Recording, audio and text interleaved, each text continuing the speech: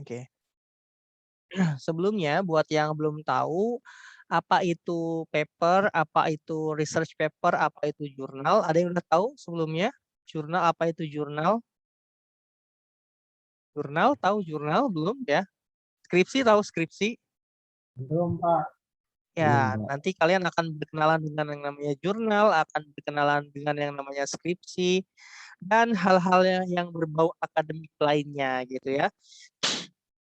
Apa yang dimaksud dengan paper, apa yang dimaksud dengan jurnal, apa yang dimaksud dengan skripsi itu adalah karya tulis ilmiah yang bukan beraliran fiksi ya. Kalau fiksi itu kan artinya Bohong. mengarang ya. Tapi kalau misalkan academic paper atau research paper itu adalah karya tulis ilmiah yang objektif, yang disusun berdasarkan literature, yang disusun berdasarkan data, narasi-narasi yang berbasis sama fakta ya, seperti itu. Nah, makanya di sini kita perlu belajar bagaimana menyusun itu, gitu ya. Karena kita akan menggunakan format-format itu sampai kalian lulus kayak begitu ya. Oke, sebentar, saya share screen dulu ya. Nah, kita perkenalan aja dulu ya karena ini masih masih pertama ya. Saya hanya round the bus saja, muter-muter ngalor ngidul gitu ya ibaratnya karena ini perkenalan ya buat teman-teman tahu. Nah, jadi teman-teman kemarin saya sudah buat ini ya kontrak kuliah ya. Sudah dilihat kontrak kuliahnya? Sudah, Pak. Sudah, Pak. Ya. Ya, jadi kontrak kuliah itu eh sebentar saya buka dulu. Di sekolah lagi. Ini ya. Apa nih? Kontrak kuliah itu berisi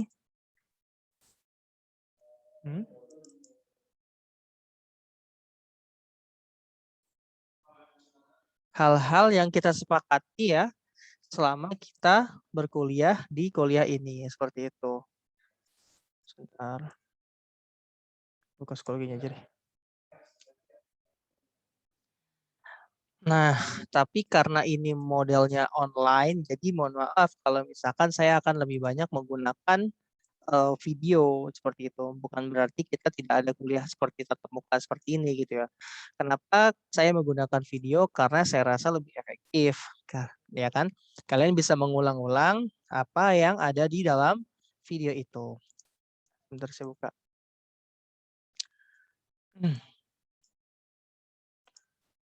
Oke. Lama sekali ya. Sambil nunggu. Nah, mungkin kalian pernah pernah dengar ya Google Scholar, pernah dengar Google Scholar? Scholar pernah dengar nggak? Kelihatan ya ini screen saya kelihatan nggak? Kelihatan ya? Iya, Kelihatan, Pak. Ya, oke. kelihatan, Pak. Oke ya. Ini untuk perkenalan, ini yang namanya Google Scholar. Google Scholar ini adalah website tempat di mana kita mencari jurnal, skripsi, karya tulis ilmiah ya yang terindeks oleh Google seperti itu. Namanya juga Google Scholar berarti yang mengindeks adalah Google. Nah, tetapi ada contoh ya, contoh misalkan saya ambil di sini wakaf gitu ya, wakaf. Wakaf. Ya, di sini langsung keluar dari paper atau jurnal atau skripsi yang berhubungan dengan wakaf ya. Kita klik salah satunya.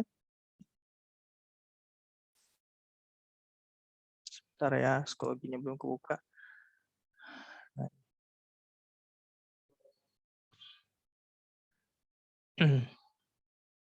Halo? Masih nyambung ya? Saya takutnya jaringan saya Masih, nggak Pak. jaringan Masih, saya. Pak. Kalau misalkan ini di chat pribadi boleh. Kalau nggak ada suaranya atau gimana.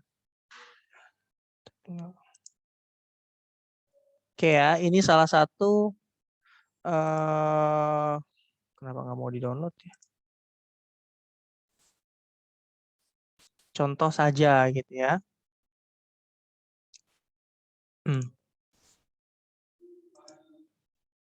Nah, ini merupakan contoh paper atau jurnal atau skripsi atau yang berhubungan dengan wakaf contoh ya di sini ya. Nah, ini nanti sebenarnya kalian akan mendapatkan materi-materi tentang bagaimana cara menulis karya tulis ilmiah itu di kelas lainnya. Tapi nggak apa-apa, saya mencoba untuk memberikan sedikit gambaran saja gitu ya. Jadi ini adalah paper yang judulnya Peran Nazir dalam Pengembangan Wakaf contohnya gitu ya. Ditulis oleh dosen Stein Kudus kayak gitu. Nah, kalau misalkan teman-teman lihat di sini ada abstrak ya, abstrak itu adalah gambaran singkat tentang apa itu isi paper. Lalu ada pendahuluan, ada mana ya dia? Biasanya setelah pendahuluan ada tinjauan pustaka, setelah itu ada metodologi dan ada pembahasan serta kesimpulan. Nah, kita di mata kuliah pengantar teknologi informasi ini akan belajar bagaimana menyusun paper dengan format seperti ini gitu ya. Ini format paper Indonesia gitu ya. Bagaimana yang paper internasional? Nah, beberapa memiliki format-format tertentu seperti itu. Jadi salah satunya adalah paper tentang ini contohnya saya tampilkan ya. Paper 1. Oke. Nih ya. Kelihatan? Teman-teman? Kelihatan ya?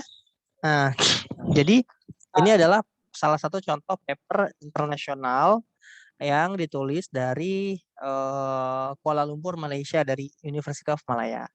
Nanti sebenarnya arahnya teman-teman ke sana karena sempat ada bocoran gitu ya. Di kampus-kampus lain itu sudah berlaku bahwa skripsi kalian bisa ditukar dengan paper gitu ya. Kalau misalkan kalian berhasil menulis paper ini dan dipublish di internasional, itu bisa menggantikan skripsi. Itu sudah berlaku di kampus lain, tapi kampus kita belum ya. Di HES belum, tapi arahnya ke sana gitu. Ya. Contoh ini ada bagaimana cara menulis citasi. Citasi tahu ya, citasi belum tahu ya.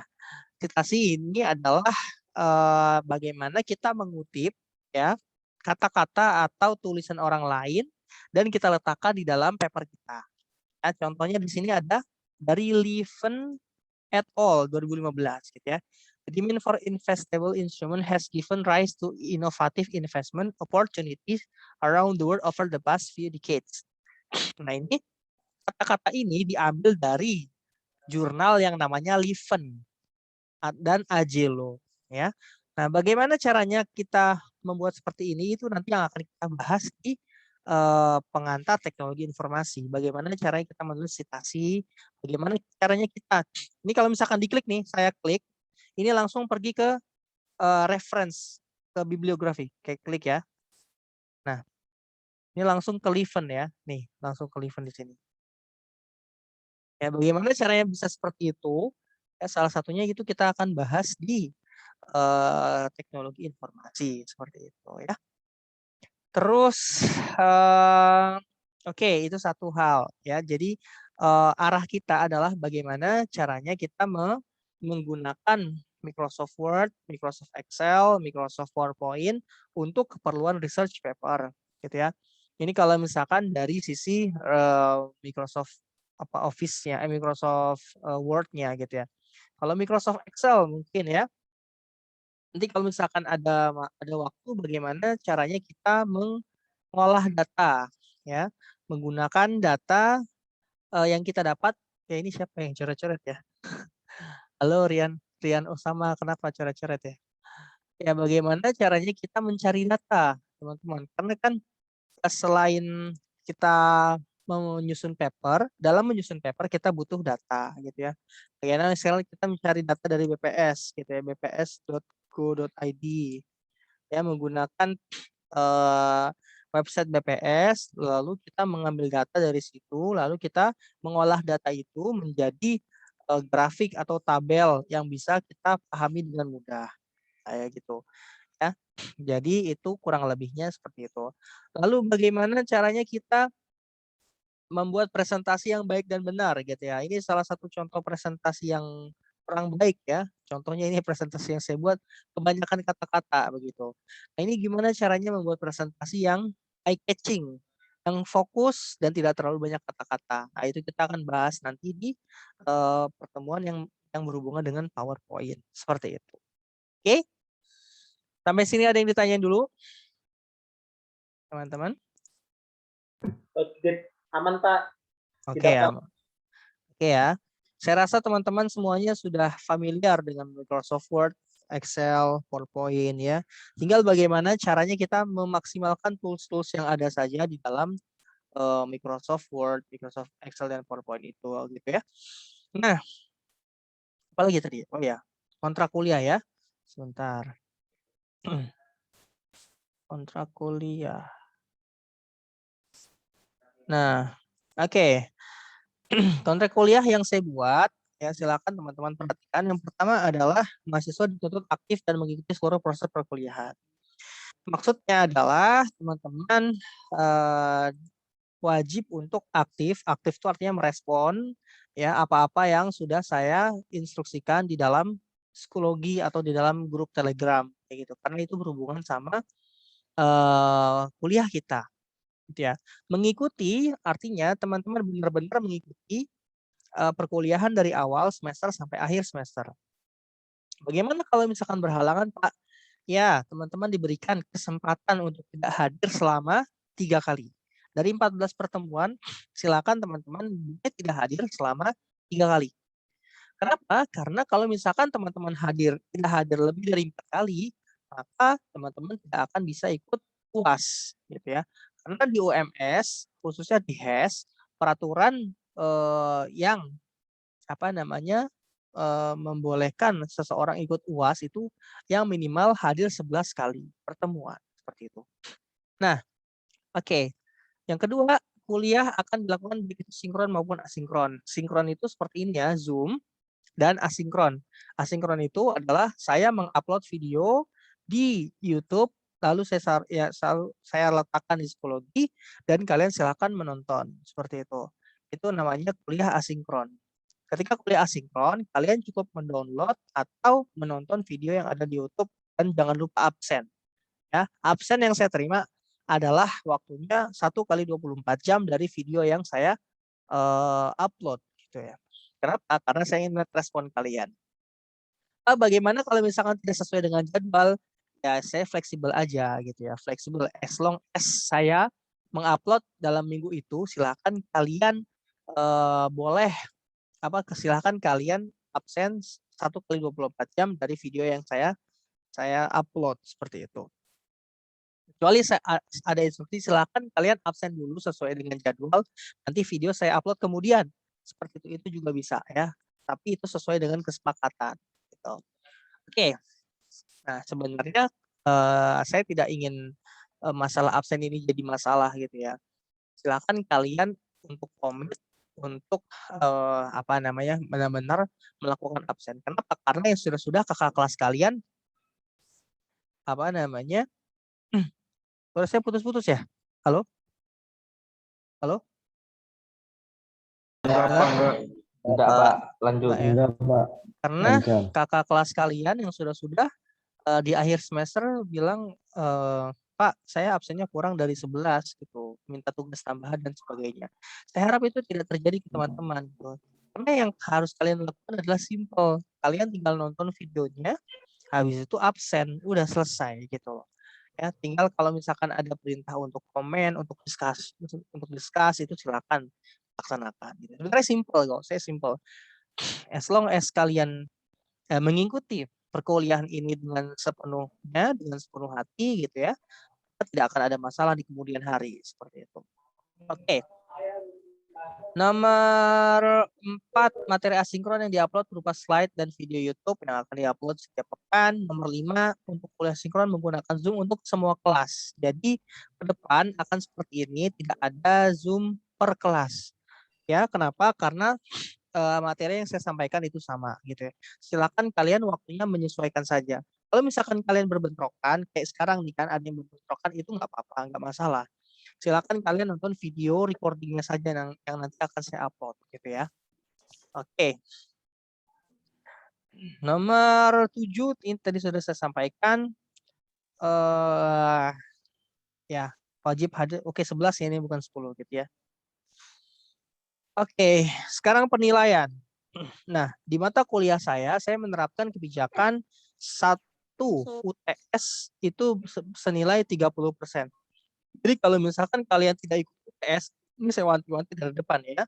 Kalau misalkan kalian tidak ikut UTS, maka kalian sudah kehilangan nilai 30%. Which is kalian nggak akan bisa dapat nilai A. Saya ulangin, kalau kalian nggak ikut UTS, ya sampai UTS aja nggak ikut, maka jangan harap kalian mendapatkan nilai A. Apalagi kalau nggak ikut UAS, ya udah itu bawah salam gitu ya. Ya, terus tugas. Nah, tugasnya nanti akan saya sampaikan secara teknisnya seperti apa. Itu senilai 20% gitu ya, dan presensi 10%. Maka bagi teman-teman yang hadir lebih dari 11 pertemuan, akan saya nilai akan saya berikan free 10% gitu ya. Ini untuk kehadiran teman-teman saja gitu. Maka jangan disia-siakan. Ya, jangan dianggap remeh. Nanti aja, nanti aja, nanti aja. Kenapa? Karena saya akan di akhir akan merekap gitu. Teman-teman siapa yang tidak absen, ya itu saya anggap tidak hadir begitu. Bukan karena ini saya kejam atau seperti apa, tidak. Saya cuma ingin menegaskan dari awal bahwa perkuliahan kita ini tidak main-main. Seperti itu. Oke? Ya. Bentuk Ya, Pak. UTS sama UAS-nya nanti menyusul seperti itu ya. Apa nanti menyusul kayak gitu. Oke. Untuk tugasnya ini saya belum menentukan apa namanya pembagiannya seperti apa gitu ya. Nanti saya akan upload segera untuk tugas. Tapi yang jelas saya ingin teman-teman membuat video tutorial. Video tutorial ini silakan nanti diupload ke YouTube-nya masing-masing, lalu dilaporkan atau diupload di psikologinya masing-masing, gitu ya.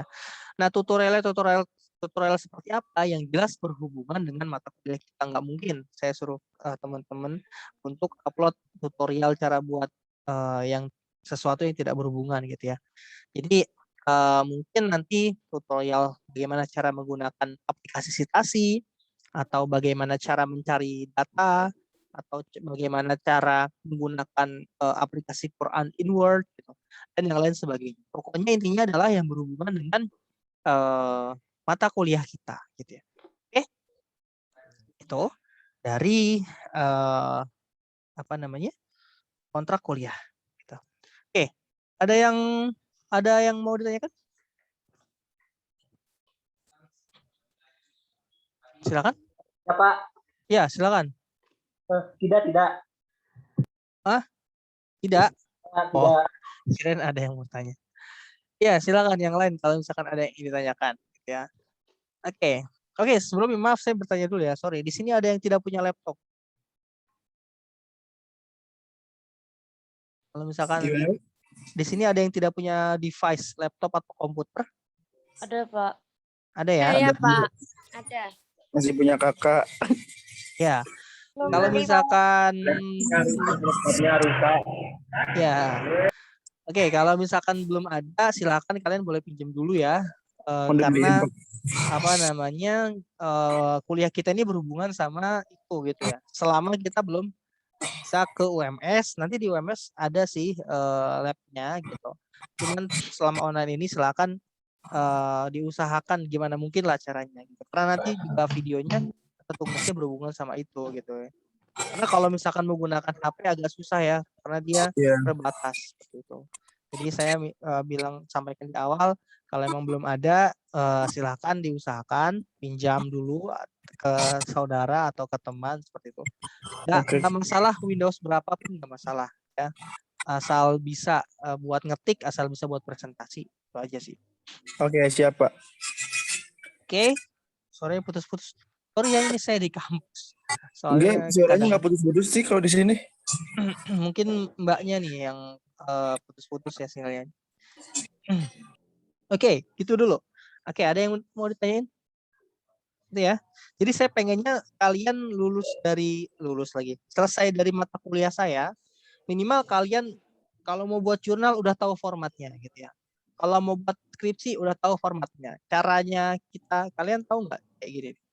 Saya tampilkan ya. Cara buat ini.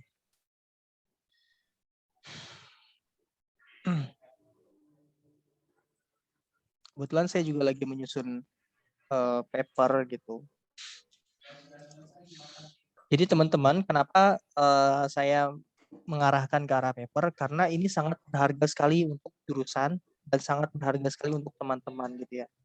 Kalau misalkan teman-teman sudah mulai terbiasa dari semester awal tentang paper ini gitu, mudah-mudahan kalian tidak susah untuk menulis paper nanti gitu. Saya pengennya teman-teman terbiasa dengan apa itu yang namanya paper, apa itu yang namanya jurnal gitu ya. Dulu pengalaman saya berkuliah di Malaysia, satu mata kuliah itu tugasnya 2 paper gitu ya. Harus buat 2 tulisan ilmiah. Nah, itu dalam waktu satu semester ada 4 mata kuliah, berarti harus ada 8 paper yang harus dibuat. Nah, teman-teman nggak perlu buat sampai segitu gitu. Teman-teman yang penting untuk semester awal ini tahu dulu formatnya, tahu dulu cara buatnya, kayak gitu ya. Oke, kelihatan nggak? Kelihatan. Oke ya. Kayak gini, view, navigation panel. Nah, kalian tahu nggak cara buat ini, yang di sebelah kiri ini? Ada yang udah tahu? Belum, Mungkin Pak. ini kalau misalkan saya klik, ini langsung ke bagian sectionnya. Belum. Jadi ketika kita membuat paper, ini nggak susah untuk scroll begitu gitu. Nah, ini skill simple sebenarnya, cuman ini dibutuhkan. Kenapa? Ini membantu kalian. Bagaimana kalau misalkan kalian deskripsi halamannya ratusan, harus di scroll ke bawah seperti ini, manual kan capek gitu ya. Nah, makanya kita akan belajar trik-trik yang seperti ini gitu. Gimana caranya buat ini? Tuh. Terus kalian tahu ini nggak? Pernah dengar apa yang namanya Mendeley belum? Mendeley tahu? Citasi tahu? Belum dengar. Oke, Zotero belum tahu juga. Ya, jadi salah satu yang aplikasi untuk mensitasi itu namanya Zotero. Nah, ini nanti kita akan belajar. Ini overview aja ya. Saya cuma nunjukin aja. Ini sebenarnya simple. Tapi kalau misalkan nggak dikasih tahu ya kadang-kadang kita taunya belakangan gitu ya.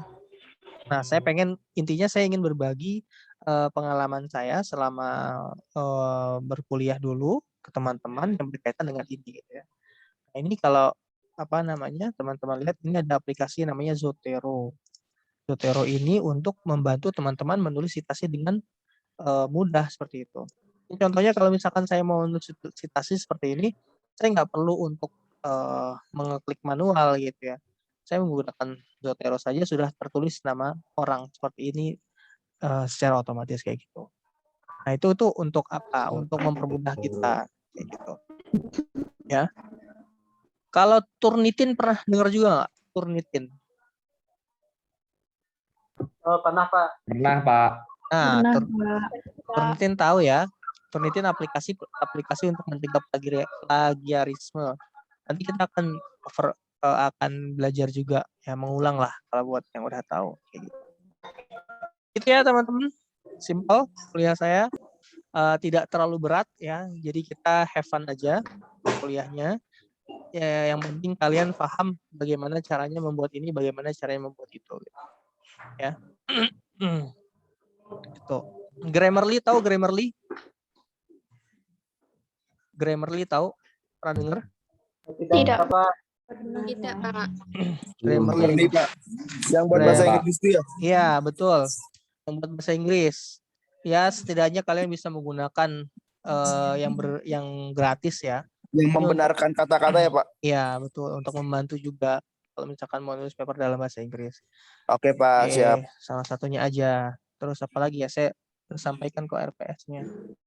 Nah, oh iya, satu lagi. Kalian nanti selain lihat kontrak kuliah, juga lihat RPS ya. RPS ini sebenarnya tidak rigid. Tapi setidaknya ini kasaran satu semester ini mau bahas apa aja sih, itu adanya di RPS namanya. Ya. Bentar, saya tunjukkan. Nah ini RPS pengantar TI. Kalian bisa lihat di sini bahwa apa aja sih yang bakalan kita bahas. Ya, cara bacanya seperti ini. Oke, ini minggu pertama ya.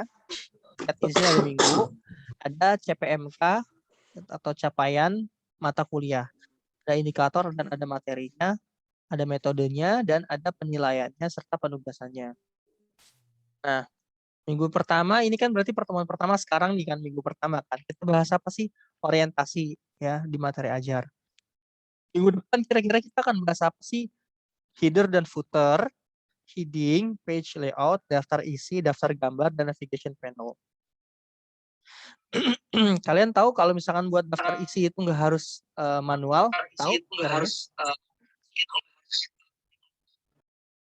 Ya, ada cara yang simple untuk membuat daftar isi. Ada yang cara yang simple untuk membuat daftar gambar. Jadi tidak harus manual, gitu ya. Nah, terus habis itu kita akan bahas citation, kita akan bahas aplikasi-aplikasi gitu dan yang lain sebagainya. Ya. Dan ini akan lebih banyak saya sampaikan di video sebenarnya gitu. Ya, kenapa? Karena biar kalian bisa ngulang-ulang. Ya. Oke. Satu lagi yang terakhir sebelum saya ini lagi. Kalian pernah dengar yang namanya Sinta? Sinta atau Scopus pernah dengar? Pernah Pak. Ya.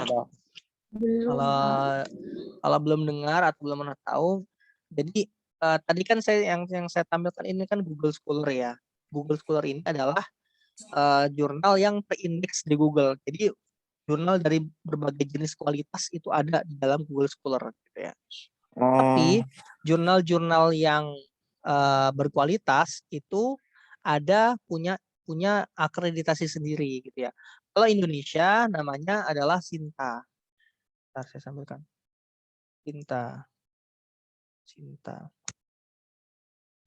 Nah, ini Science and Technology Index gitu ya. Kita klik di sini. Ini ada peringkat-peringkatnya ya, Sinta 1 sampai Sinta 6 kalau nggak salah. Sinta 1 itu yang paling bagus, Sinta 6 itu yang paling jelek gitu ya. Nah, ini teman-teman kalau misalkan mau mencari tahu gitu ya, apakah jurnal yang kalian citasi itu berkualitas atau tidak, itu bisa merujuk ke Sinta ini. Contohnya tadi di sini adalah jurnal kita lihat di sini ya, jurnal apa nih? Coba nih, Ekonomika, jurnal ekonomi Islam, kelihatan ya? Kelihatan nggak, teman-teman? Kelihatan, Pak. Ya, Kelihatan, kita Pak. pengen mensitasi jurnal Ekonomika, ya, jurnal ekonomi Islam. Kita cek di Sinta. Ya, apakah ini jurnal yang bagus atau tidak gitu ya. Nah, ini salah satunya. Nah, di sini ada nih, Ekonomika, jurnal ekonomi Islam. Kita klik. Oh, ternyata dia skornya Sinta 2. Kelihatan nggak di sini? S2. Mana? Nih, di atas. Oh iya. Kelihatan ya, teman-teman? S2 di sini. Ya, dia berarti jurnal ini